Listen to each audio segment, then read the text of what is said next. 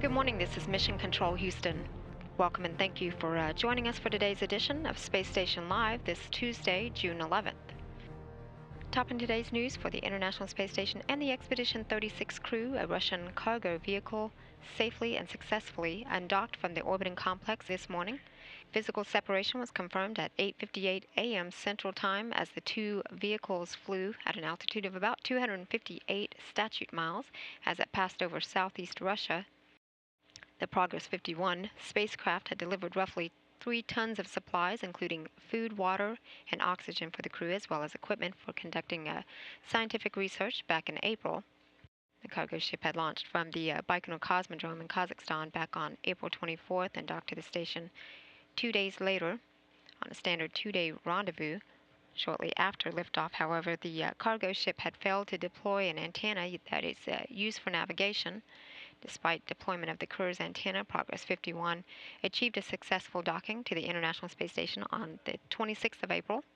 The cargo craft will now park at a safe distance away from the space station for a few days for engineering tests to calibrate Russian radar systems on the ground.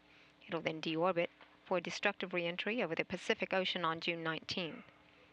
Meanwhile, the automated transfer vehicle, the Albert Einstein, which launched last week, continues to phase toward the station today with 2 burns of thrusters planned to mimic collision avoidance maneuvers that would be conducted in the unlikely event that the Albert Einstein would have to abort the station during its final approach for docking.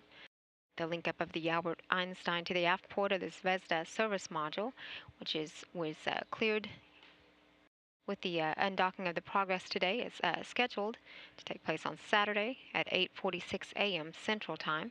Before this morning's successful undocking, the space station crew members had began their day with some time this morning for work prep, breakfast, morning hygiene, and a daily station inspection.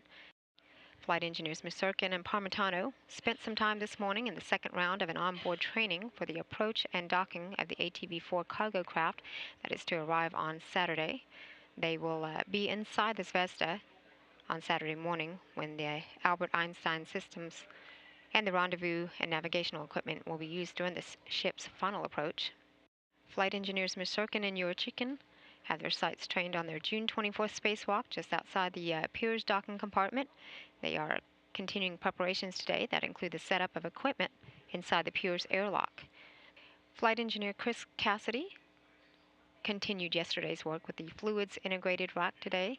He and flight engineer Karen Nyberg worked together to prepare samples for a test run within the fluids integrated rack, which is a complementary fluid physics research facility.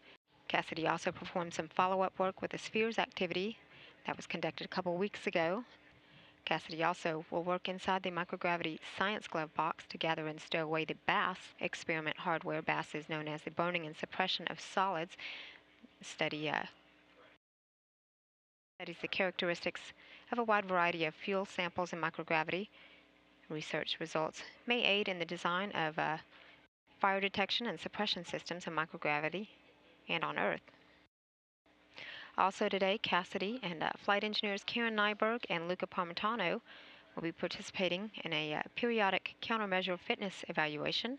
This is conducted once a month during their stay aboard their long-duration mission.